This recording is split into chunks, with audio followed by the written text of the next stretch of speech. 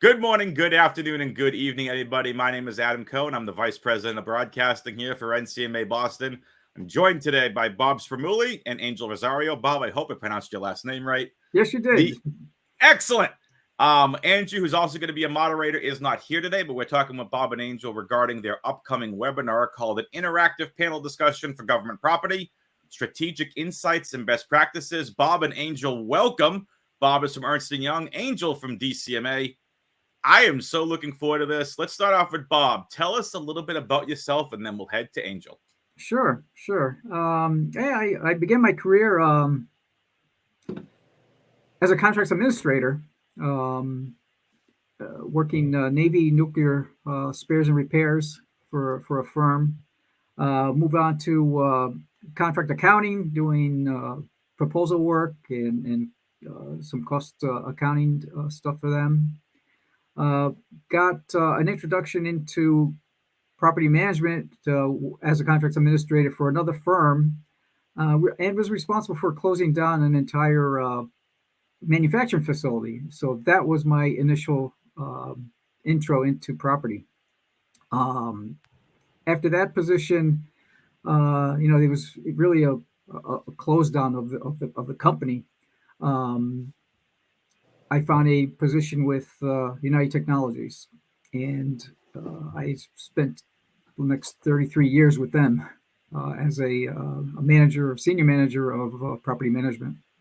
And I've been in property the entire time. And then, through a colleague, an old colleague of mine, I was introduced to Ernst & Young, and I've been an advisor with them for the last 2 years.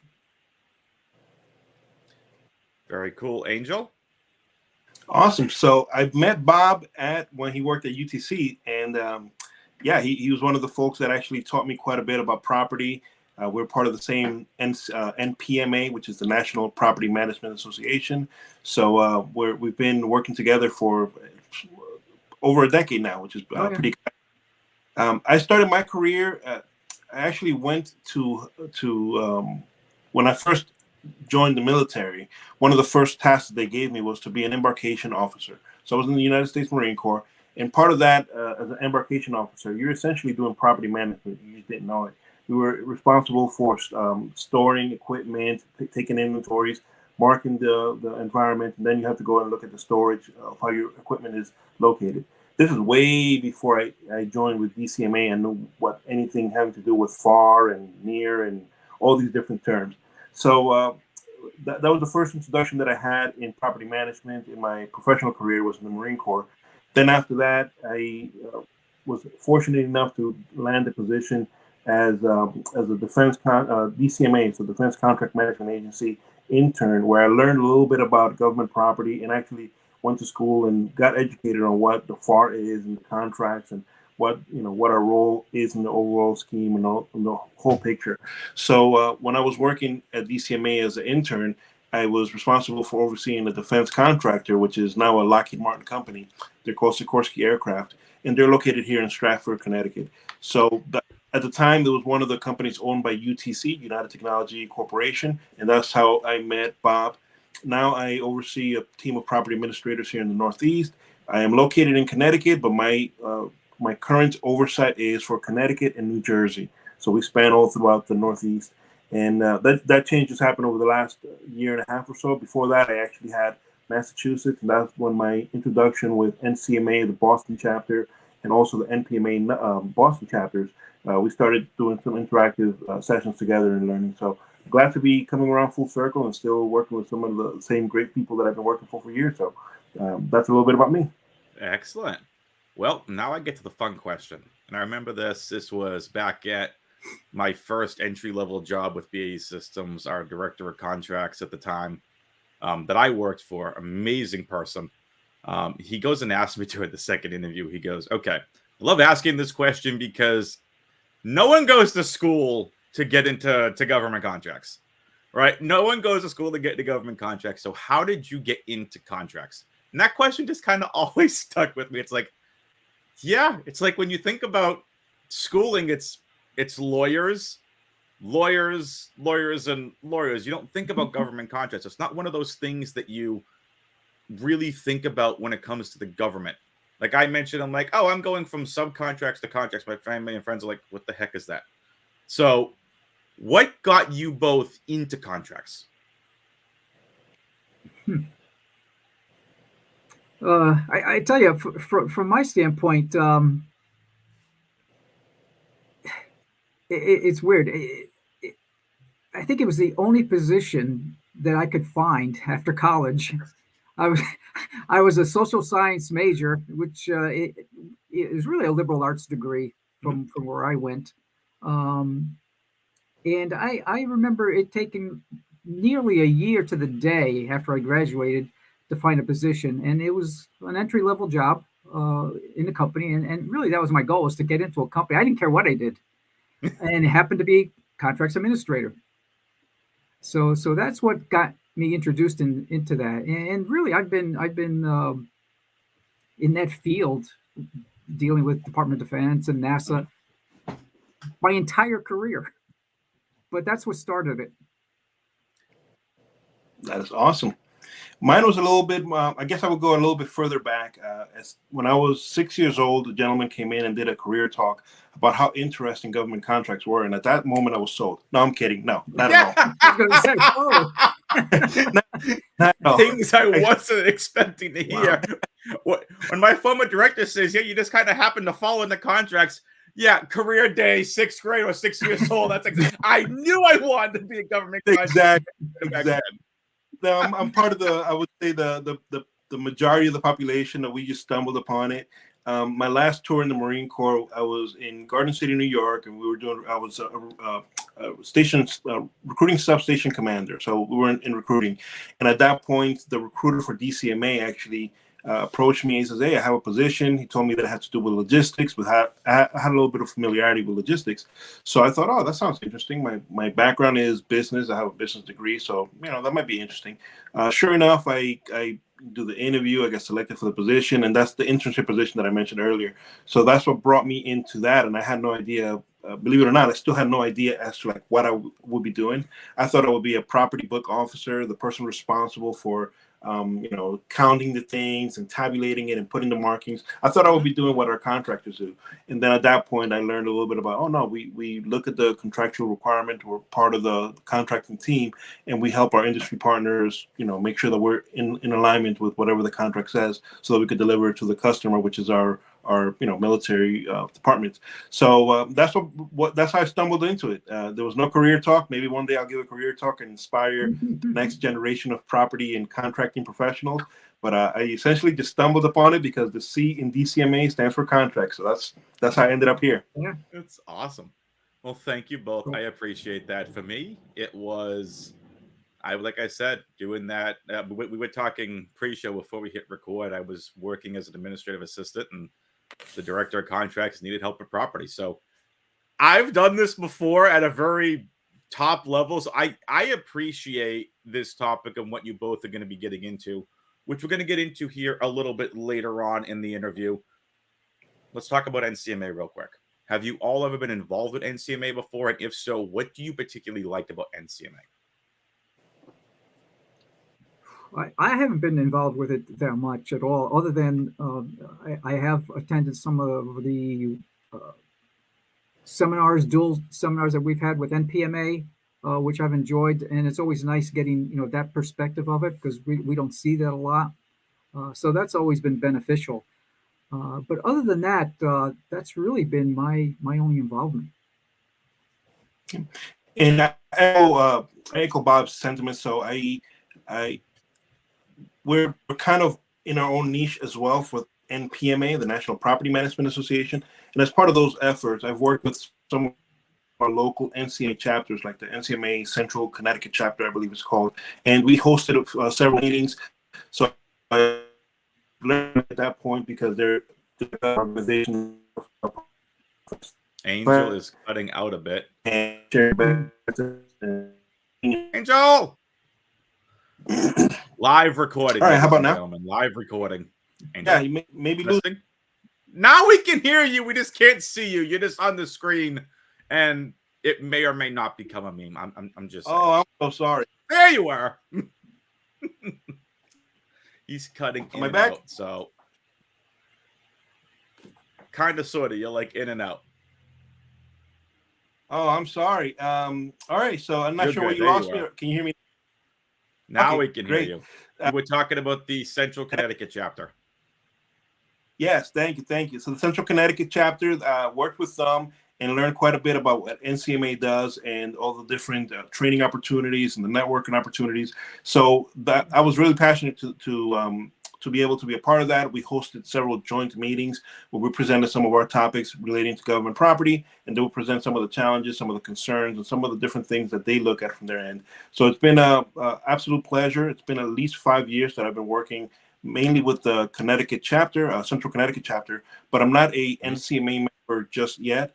I am part of the online community on the forums and online, but I'm not a part of one of the chapters. Just one of the many great things that NCMA does and industry associations as a whole is it's a great benefit to what we do as a profession, because it is an entire contracting team, and it just makes everybody better, which is part of a theme that you will notice throughout our presentation. It has to do with collaboration between industry and government, and NCMA does a fantastic job in making sure that we're all essentially marching to the same beat. So that's my experience with NCMA. Cool. All right. Fun question time. And then we'll get into the brass tacks about the event, what people can expect to learn. What's something in contracts that you both really like? I know, bias, you're in the property sector, but what's something in contracts that you really like? Something in contracts I really like. Jeez. I know, tough question, but it's a fun Very question. tough. I could take a stab at it first.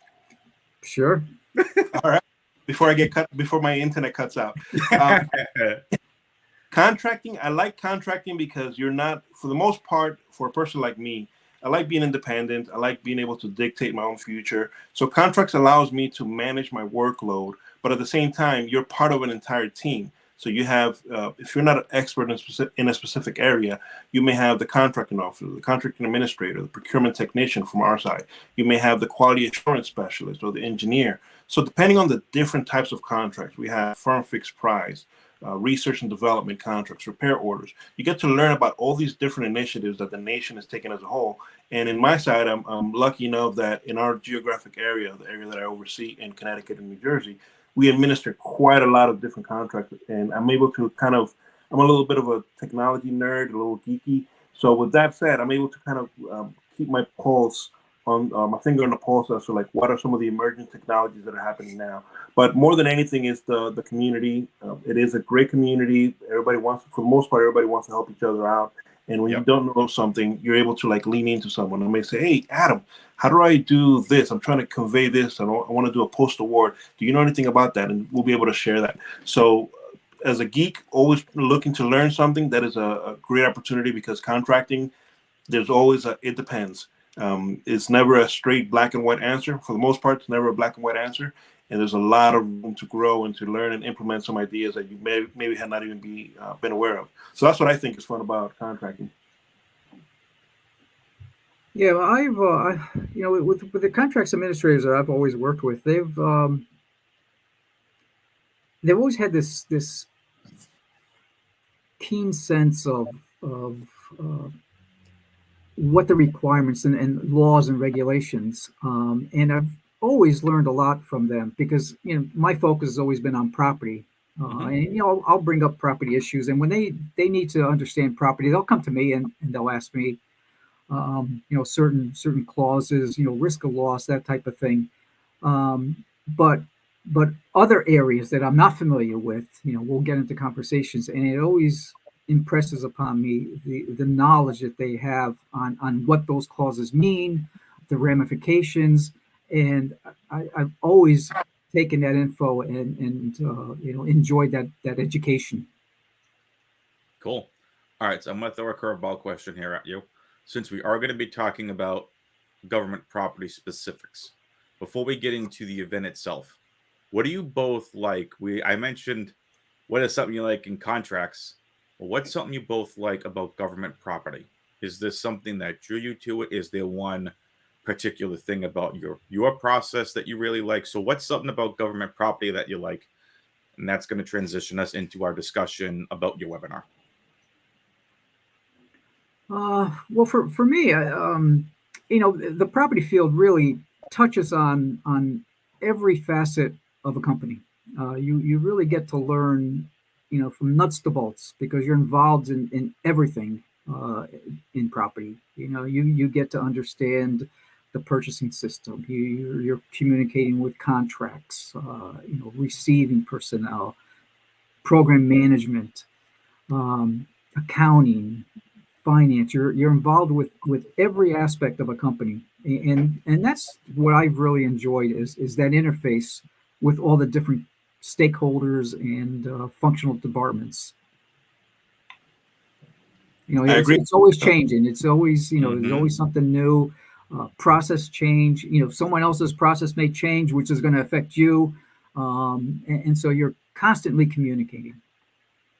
Absolutely, echo that as well.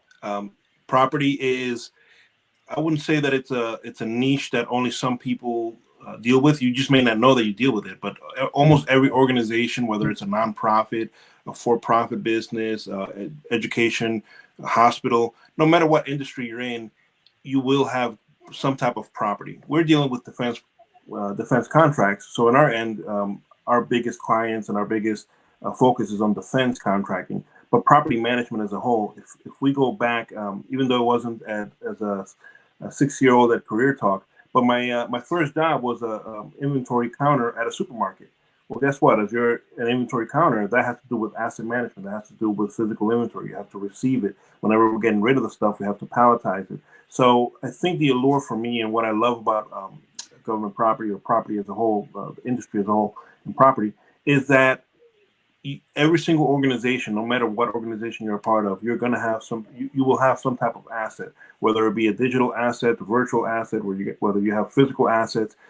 It all depends. You can't do the end goal without having assets, and having a good property system will enable you to be that much streamlined, that much better. There's a lot of companies, and I'm a business major, but part of one of the cases for business, whenever you're running an organization, is you have to figure out, okay, are you going to be doing small niche items that are high cost, so low volume but high cost, or are you going to have it the opposite, which is razor thin margins, but you're going to deal with volume? Well, property affects either and both of those, whether you have the supply chain issues, which we experienced over the last few years with COVID and some of the different woes that were entangled with it. Mm-hmm.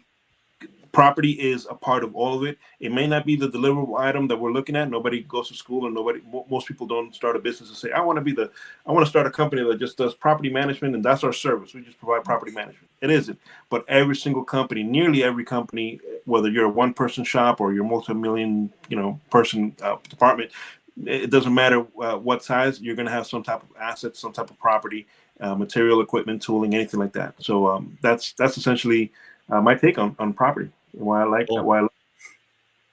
Very cool. Well, thank you both. Now let's get into the webinar portion of this. This is something where, Angel, you kind of touched on it. This is something, and Bob, you did too.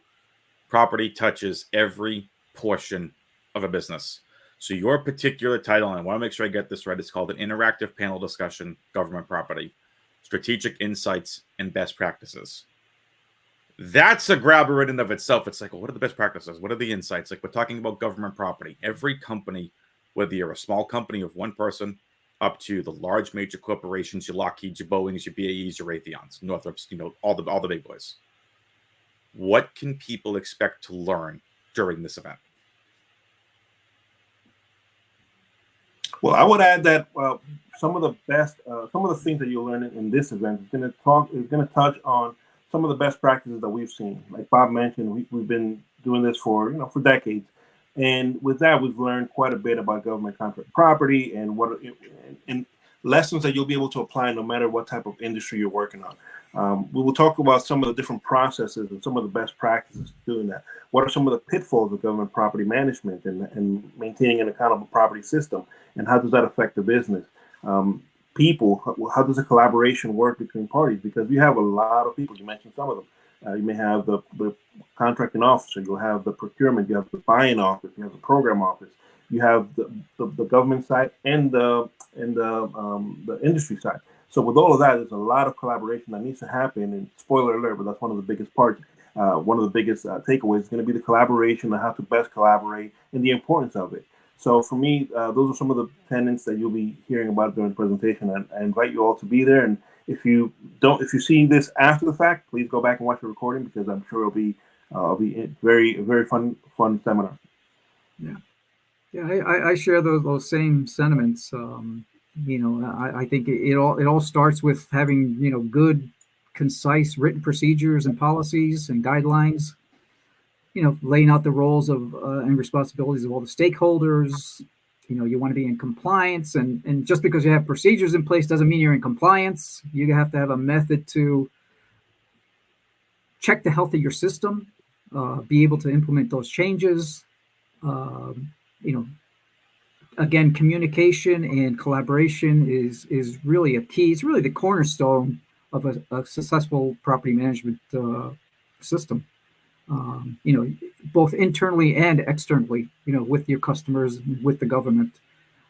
So those are the type of things that we want to be able to go over, and hopefully we'll have some questions that we can answer. But I think those are the keys. Excellent. All right. So before we get into our final thoughts, I want to take a minute and thank you both. I appreciate you both taking time out of your days to be able to do this. I know it's a new fun initiative. I'm hoping people out there are going to enjoy this. It's been very well received so far. I'm looking forward to the webinar coming up here in a couple of weeks. Angel, thank you for your service. I appreciate that you mentioned the Marines a couple of times, so thank you for your service. Is there anything else you both want to share before we plug the event? No, I'm just grateful we have this opportunity, so I'm looking forward to it. Cool. Absolutely. Same here. Looking forward to it. It's going to be an outstanding opportunity. And share it with your friends. That's all I can plug. Go ahead and share it with your friends. Invite them definitely to come over and learn with us. And when I say with us, I truly mean that. It's going to be a panel, but we want your feedback as well. We want to hear about what are some of your best practices. What have you seen work? What have you seen not work? Because that's how we evolve. If we continue sharpening that saw, like one of my favorite authors, Stephen Covey, used to write. Mm-hmm. All right. So speaking about panels, there is one other person here that is not joining us for this interview, but is going to be very much a part of it. And someone can remember, it's Andrew Yohannan, and he's going to be the moderator for this panel. So there is a lot of fun stuff coming up. This event, once again, is called an interactive panel discussion, government property, strategic insights and best practices. It is going to be February 21st, 2024. From noon to 1:30. There's still plenty of time to register if you're watching this before the event. Head over to ncmaboston.org. You're going to see all the speaker bios, the intros, all the fun stuff. It's only $5 for this webinar. Very low cost, tons of fun stuff. $5 and you get something to bring back to your organizations, and you can help them be better. Easy win. So thank you both once again for joining me here for this interview, and we will see you all at the event on February 21st. Thank you.